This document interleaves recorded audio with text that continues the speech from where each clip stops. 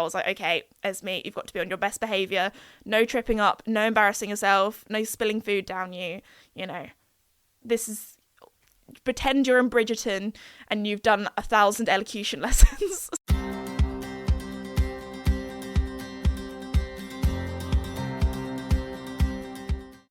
Hello everybody and welcome back to my podcast, Esme's Country Life. Last week, oh my goodness, I had a wild week. Some of you guys that keep up to date with me on socials might know that I've been to Buckingham Palace, I've met the Queen, so do not worry, I'm going to do a little story time all about that. I also have some other interesting stories, such as a very bad shopping fail.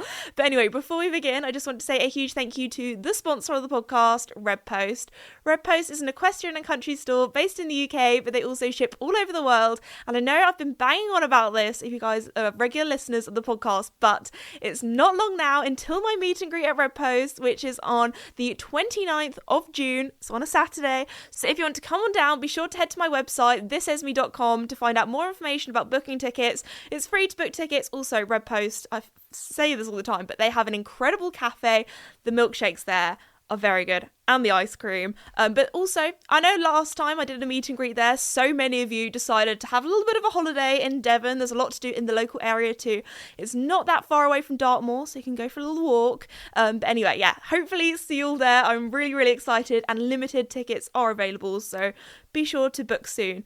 But anyway, let's get into this week. Also, I've just realised before filming this episode that we are on the 60th episode of the podcast. I feel like the weeks have been flying by. So yeah, I've been doing this for 60 weeks, 60 episodes.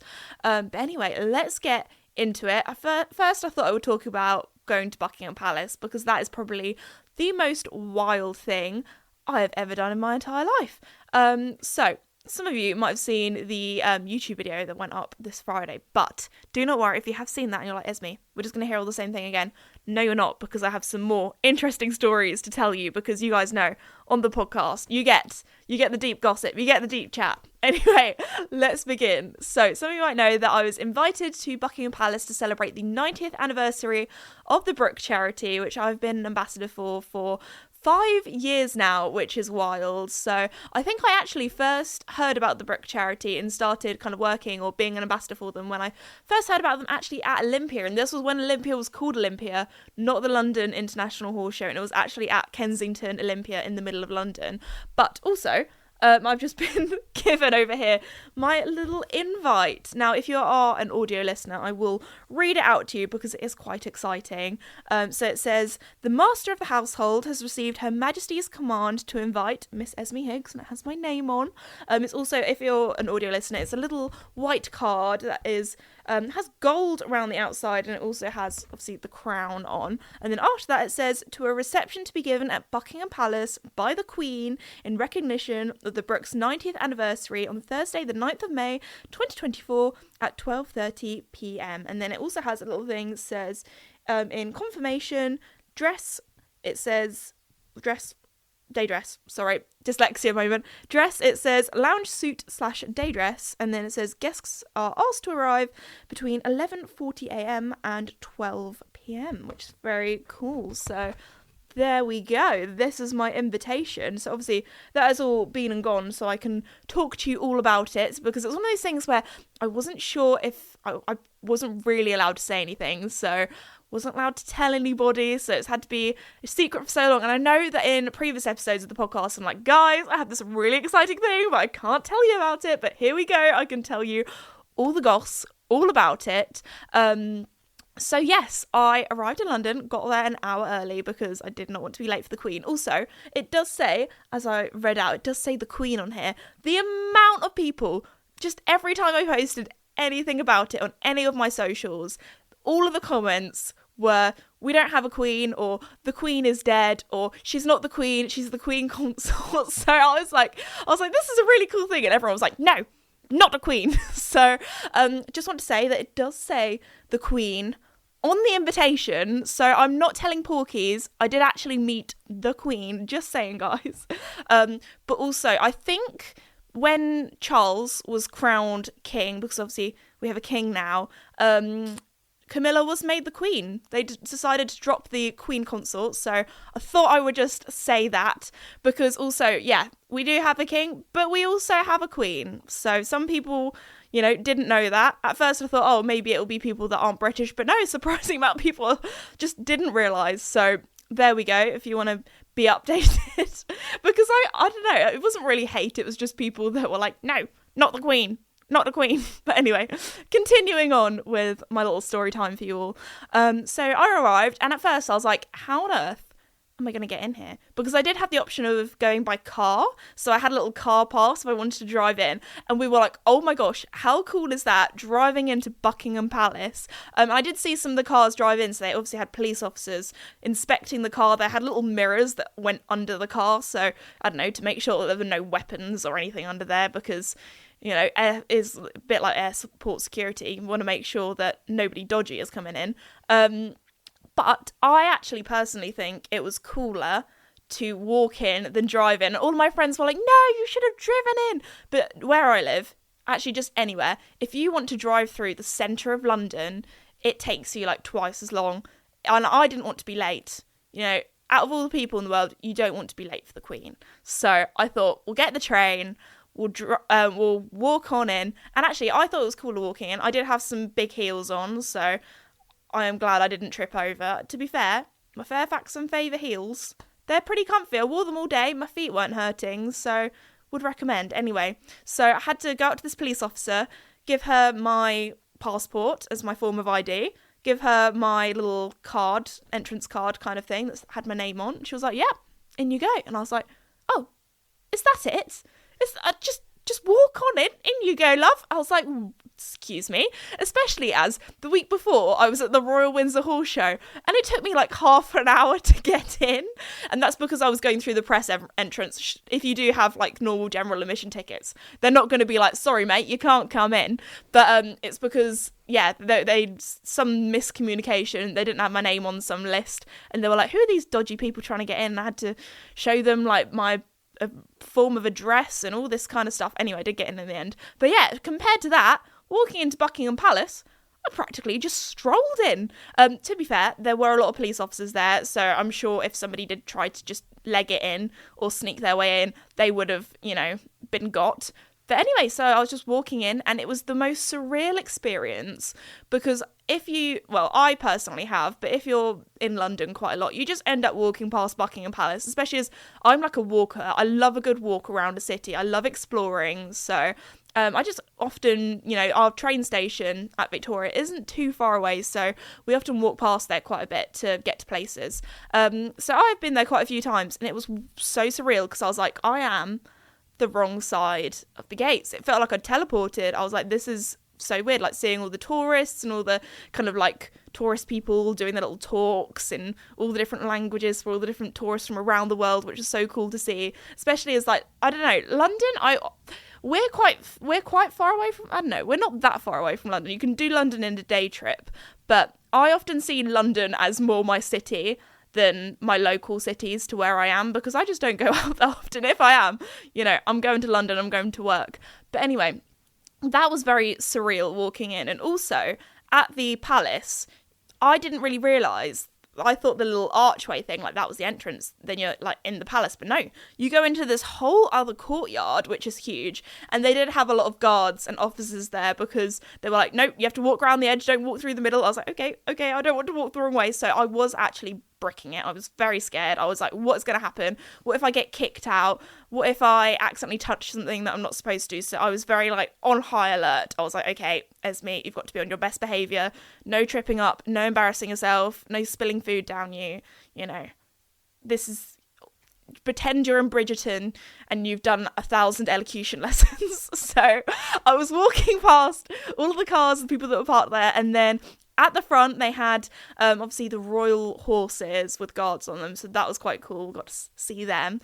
And then at the front, they had the mini pony from the Brook Charity and also the mini or miniature donkey, and they were really cute. Went and said hello to them, and obviously, I've been working with the Brook Charity for multiple years now, 5 years, so I know quite a lot of the people there, so I had a little chin wag, had a little catch up with them, and then I was quickly ushered into the palace. So when you walk on up, there are some stairs. It's very grand, as you can kind of imagine. You've probably seen like videos from TV or pictures online and that kind of thing, but there was a lot of red and gold and big paintings, and they had a cloakroom where you could hand in like your coats, bags. Also, I wasn't allowed to bring my phone in or any cameras, so I had to leave them with my dad. It was a very kind of like small group of us, so unfortunately he wasn't allowed in. It was literally just me on my own, which made it even more scary, like walking along. I honestly thought like someone was going to grab me and be like, no, sorry mate, you're not allowed here, out you go, why are you here?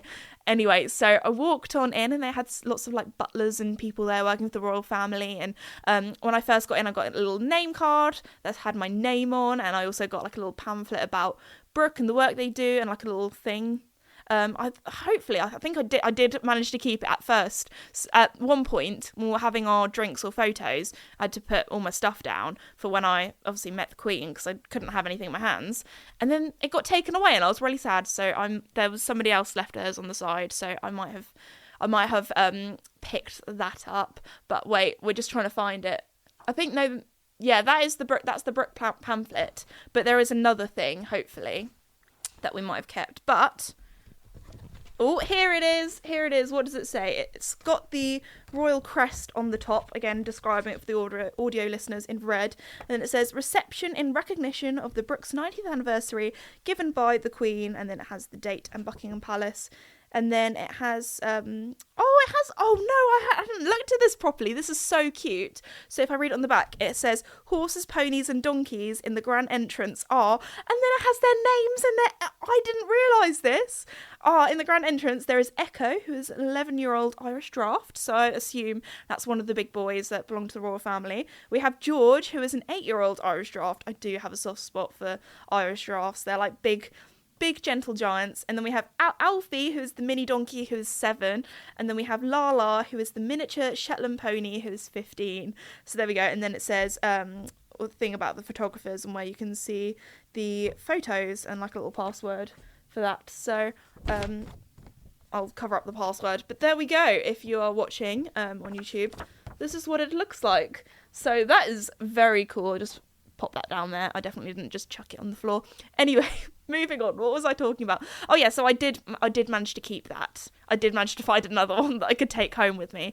But anyway, we walked into the kind of front room, back room, I don't know, middle room. Basically, we just walked straight up the stairs, straight into the room. We didn't really get to explore around the palace or go very deep into it, but the room that we were in was very nice because it had windows where you could see outside into the garden, because they were getting ready for a garden party, you know. The Queen, she's a busy gal. She had another sort of charity thing going on later that day. But anyway, so I walked in, had a little mingle, a little chat with everyone, which, you know, was a little bit daunting, especially walking in on your own, and I was the youngest person there as well. But there were a lot of ladies and gentlemen who were donors of the Brooke charity that had obviously donated a lot of money over the years to be invited, because it was actually it was a very small amount of people that were there, probably about maybe 40, 50. There wasn't that many people at all. And then obviously they had people who were high up in the Brooke and had done lots of work for them. And then they also had lots of TV personalities and their ambassadors there. So I actually ended up chatting there were 2 TV vets there. There was the Yorkshire vet, who was very lovely, chatted to him, Jonathan, and then there was also Dr. Scott, who is another TV vet. Now, I have a funny story about this that my mum actually told me afterwards, which is it makes me chuckle. But anyway, so when it was time for the Queen to arrive, obviously they were like, okay, everybody, can you know, they ushered all the sort of ambassadors or TV personalities or lol me to the front, and I actually got placed second in line.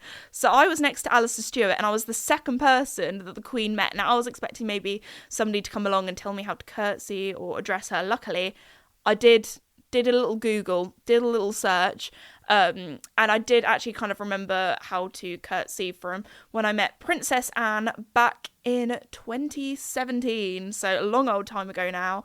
That was when I was at the Pony Club conference, and I did a speech there, and she did she did quite a big talk actually, but anyway, so that was quite cool.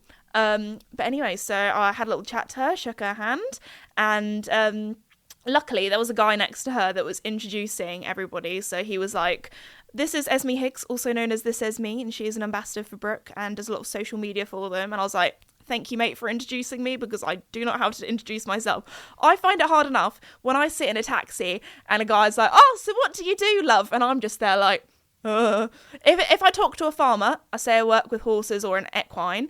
And if I talk to anybody else, like if I'm at the supermarket and, you know, you have a little small talk with the cashier and they're like, what do you do?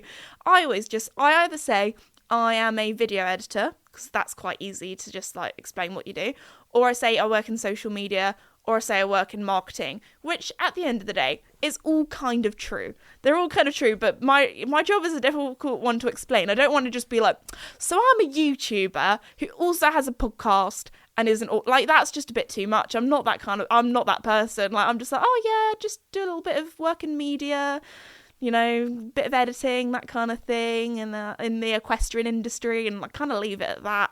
So there we go. But anyway, so luckily he introduced me and I didn't have to do all that awkwardness. But yeah, I talked about the work that Brooke do and how I've helped them with getting the word out about things like the donkey skin trade petition that a lot of you guys signed. So thank you for signing that, and it managed to go through. So yes, save the donkeys. I also talked about my trip to Senegal in West Africa, and I've probably talked about this a little bit before, but I was the youngest person that Brooke has ever taken on a charity trip before. So I was freshly 18 at the time, still a bit of a baby, and I was very lucky that on that trip it was still a very, very eye-opening trip, and I did see some things that were rather harrowing. However, they wanted the trip to be more of like a me showing off the positives and the good work that Brooke has done. So for example, while I was out there, I talked to a female farrier that Brooke had trained up, and she was then going to other villages and training up other women to be farriers. So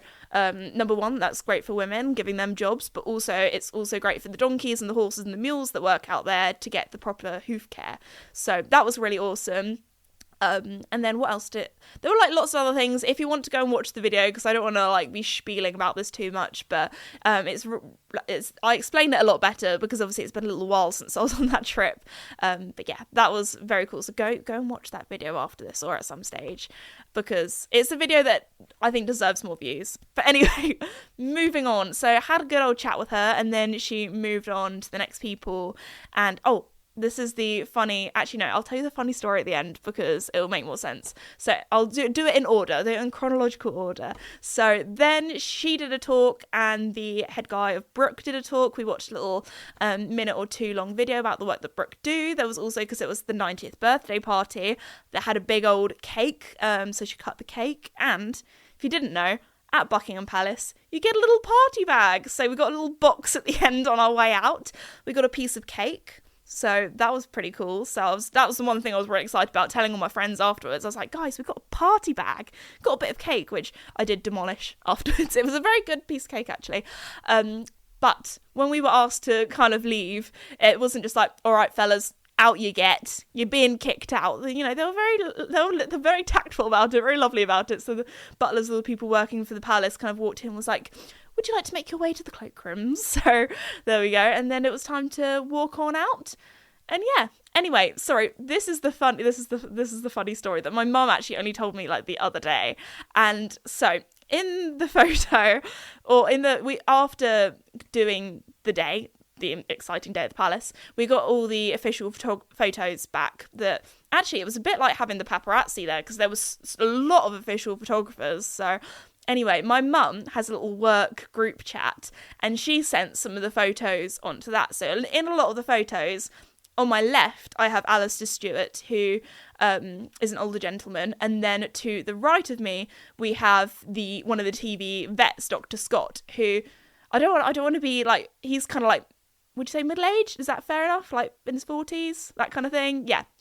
Anyway, so my mum sent that through, and what was really funny was one of her work colleagues said, oh, is that your husband in the photo? And my mum was like, oh, which man is she talking about that she thinks could be my husband?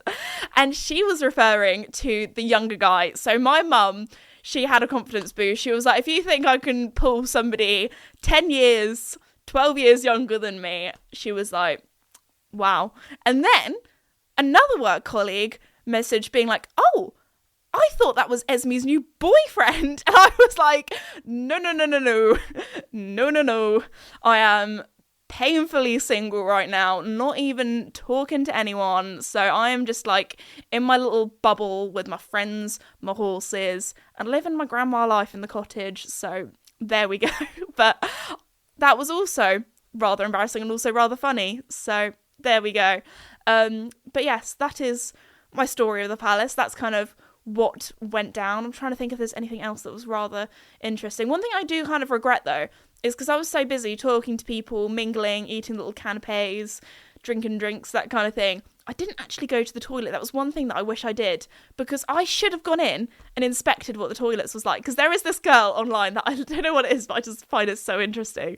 I went through this phase and I watched all her videos where she would do like reviews of bathroom toilets in like random places, and there'd always be like quite nice like restaurants and things like that. So should have gone to the toilet, should have done a Buckingham Palace toilet review for you all.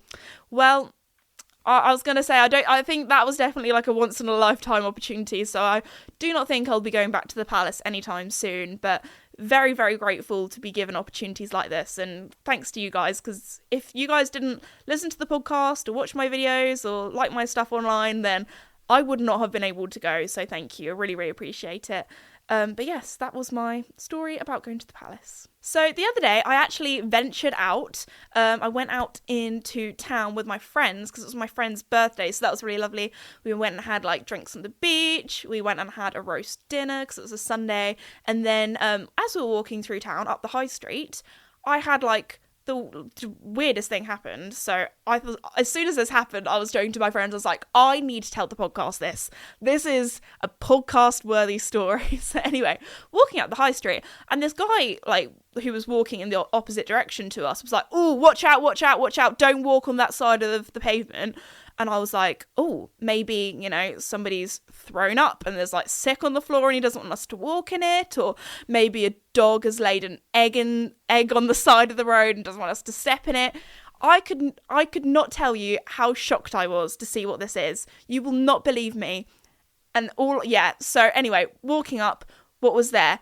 Not one, not two, but 3 lizards in harnesses on leads.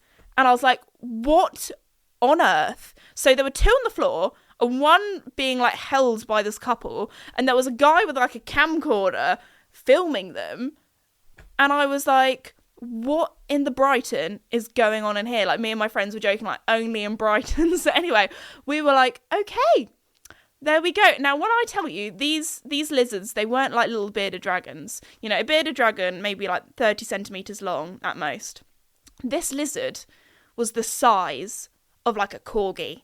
It was huge. And there were 3 of them. And we were like, what is going on? What? Anyway, so that was a little bit weird. So I don't think the pavements or the streets of Brighton is the natural habitat of these lizard things. But there we go. I don't even, like, there wouldn't have been bearded dragon. Like, what even? They looked like some sort of dinosaur anyway. So that was so if, I don't know, let me know if you know who these people are. I might be in the background of one of their videos walking past being like, what on earth is going on? But anyway, so that was a bit of a shock, a bit of a surprise, not what you normally see on a Sunday evening. Let me know what the weirdest thing you've ever seen in the middle of the street, because I tell you what, I feel like I'm winning with that one. That was a very weird thing to see. Anyway, what other sort of story? Oh yeah, my shopping story, my shopping fail. So, you guys might know, this is not an ad, but I am a lover of TK Maxx. It is just, it's like charity shopping, but posh. Because it's not like a normal shop where you go in and they have one thing with like loads of different sizes. You go in there and it's an adventure. My TK Maxx shopping is like going on a treasure hunt. I love it because some things you go in there and it's quite funny because you're like, oh my gosh, who would buy this? This is ridiculous. Ugh, disgusting. Not my vibe at all. Which I'm not a judgy person. I always think that anything can look good, but it needs to be in the right context. For example, a floral top doesn't go with streetwear, you know? But some people might see that floral top as disgusting granny, but if you dressed it up correctly, I think you can make it cute. I think you can make anything cute if you wear it the right way or style it the right way. Anyway, but there are just some things, like everyone has their own fashion sense, everyone has their own style, and that's okay. We're all different. If everyone's the same, that would be very boring. But anyway, I love rooting through. It's like a treasure hunt, and I will go through and I will look through every single t-shirt, every single pair of jeans, every single dress, and when I tell you the amount of steals and the amount of finds I found there has been incredible. So the other day when I was at badminton, one of the Fairfax and Favour girls was like, oh my gosh, I love your dress, where's it from? And I was like, well, it's from TK Maxx 2 years ago, but if you want to look at the label around the back to see what brand it is, you're welcome to. And she was like, no way, my dress is from TK Maxx as well. So we had a little bond over our love for TK Maxx. But the amount of like really nice things I found in there, like they often, maybe it's just my local one, because obviously they're all a little bit different and they all have different stock, but I often think it's quite good actually, because a lot of the stock there are things that people don't buy. And instead of shops, putting them in the dumpster, putting them in the bin, they sell it off to TK Maxx for cheaper. So at least they get some money for it and doesn't end up in the bin. I know some people might be like, why do you want to go there? Like, it's all the stuff that people don't want to buy. But you can find some nice stuff in there. All I'm saying, maybe it's my local one that's like a little magic cave, but I love it.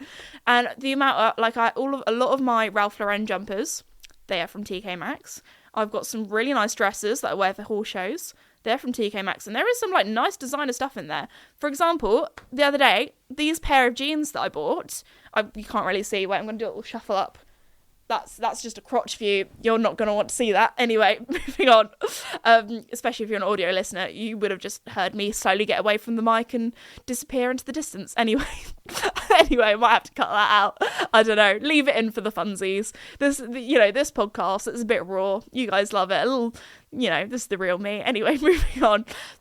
These pair of jeans, Tommy Hilfiger ones, they were decent price, so much cheaper compared to retail, and they fit like a glove. I am that person that I'm like, oh, that looks nice, add it to the basket. Also, calling all country girls who still wear skinny jeans, I know that skinny jeans nowadays in fashion, like, it's gone. That's a little bit too 2016 for some people, but I am still a skinny jean lover and wearer, and I will be to the day I die, because I like to wear wellies and boots, and with flares or with wide leg pants or jeans, they just don't fit in. Skinny jeans, though, they look great. So, if you are a country person and still a lover of the skinny jeans, oh my goodness.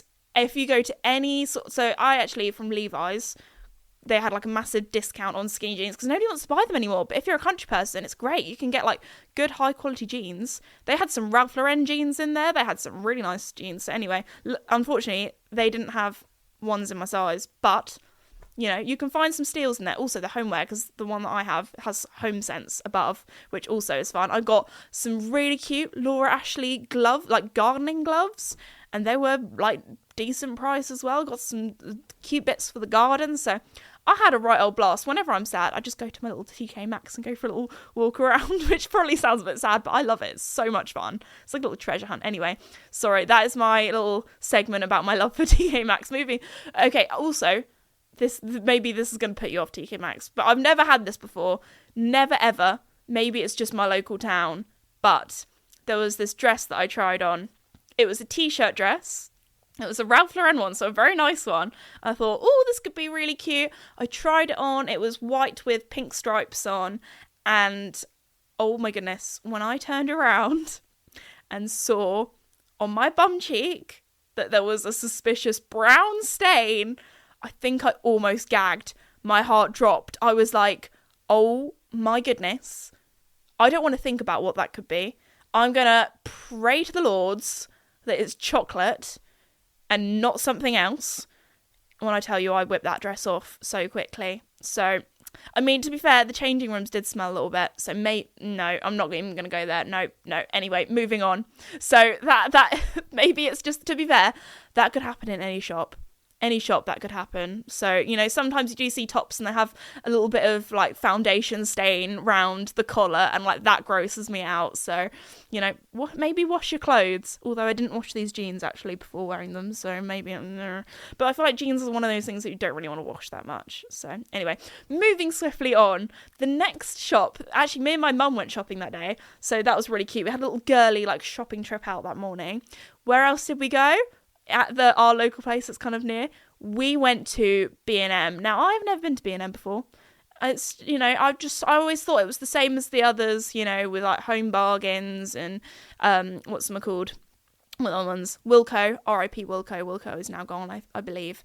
But I just thought it was the same where, you know, it sells your normal stuff, your shampoos, your digestive biscuits. Like, those are the sort of things that I like go in there for. Actually, more body wash than shampoo. I have to have special shampoo for my hair extensions now, which is expensive. But anyway, but I thought, you know what, we'll go and have a little see what they have. Never been in there before.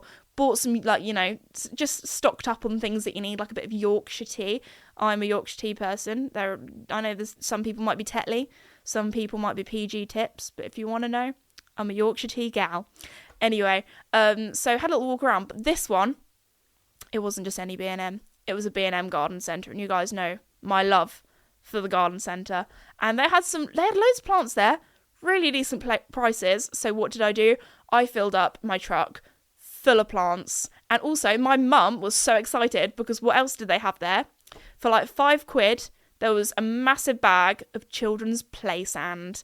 So my mum bought that for the chickens and they have been loving it. They've been doing all their little dust baths in it in the sunshine. So I was happy I had my plants. My mum was happy that she had some sand. So had a little look around there. I was thinking, because I really need to redo my garden. I'm actually having a birthday party, inviting my friends around, so I'm like in my garden. So I'm like, the plan is hopefully for this week or this weekend is we've done the cottage renovation series and that is almost done. Next, actually, I do have a new cottage renovation series episode coming out soon, hopefully. It needs to be approved, but I redo basically the whole of my reading room, which is very exciting, or my like at-home office. Reading room always sounds a bit pretentious or a bit fancy, but it's basically the smallest room in the house that I've put some bookshelves into and a desk. But anyway, it's very satisfying, so look out for that video coming soon. But after that, next job is the garden. So I need to pressure wash the patio, I need to remove all the weeds, I need to... Oh, sorry, I had a little hiccup then. I need to fill in all the gaps and the cracks in the patio. I have actually ordered some furniture. Now, I was going to get some cheap stuff from B&M because the Esme budget is very low right now, because if you've been watching the cottage renovation series, you will know I spent all of my money on a roof. Oh, excuse me, silent on the set. My friends just messaged me about later. Sorry. Professional. Anyway, so, you know, actually I'm going to keep that in. Mrs. Popular. Be like, yeah, my friends are messaging me all the time. Yeah, I've friends. Anyway, I was looking around there and to be fair, they had some good garden furniture, like a little table and chairs. Like, I don't need much, just somewhere that I can sit, have some dinner outside, because when the weather's nice, and, you know, I have quite a big, you know, the garden, I'm very lucky, is a decent size, and I want to spend more time outside in the garden. So, actually, tell you where I didn't get that in the end. Tell you where I did get my garden furniture, which is arriving today, which I'm so excited for. IKEA. You know, IKEA, you often think, you know, plastic furniture, but their outdoor furniture is made of wood. So hopefully that should last. Every year, you bet I'm going to be slapping some oil or, you know, varnish or whatever it is. I'm going to make it last. I'm going to make it last because the last of my money I've spent on garden furniture, and it's going to be good. I'm excited. So that is arriving today. And do you know what I did that was a little bit naughty? Just saying, not that bad. I did ask my parents permission if I could order all of my garden furniture to their house rather than mine, because often with these things they give you like a 5-hour time slot, and during the day I'm a busy gal, I'm working, I'm in the office, I'm with the horses, I'm filming, I'm not really at my house during the day much, apart from if it's the weekends obviously. So I was like, Mum and Dad, can I order my garden furniture to your house please? And they were like, yeah, that's fine, because there's somebody always in and we can, you know, take it. Anyway, it might be interesting when they see all the large boxes that will be arriving this afternoon. They might regret their decision, but it does mean that hopefully my dad will help me with my patio, sorting that out, because the quicker we sort out the patio, the quicker all of these boxes of garden furniture will be out of his garage. So, you know, some people might say it's strategic. I would just say it was a happy accident. Anyway, so that is the plan for this weekend. Very excited. It's going to be satisfying, but oh my goodness, I did some gardening the other day and I always forget how much gardening wipes you out. Forget going to the gym. I wake up in the morning feeling like a bus has hit me after I do gardening. So my grandparents, they love a bit of gardening. All they do is gardening. They wake up, they do some gardening, they had their lunch, they do some gardening, and then if they go out, they might go and look at somebody else's garden. So, yeah, they must be hench, because my goodness, maybe it's just because I'm not used to using those muscles, but gardening wipes you out.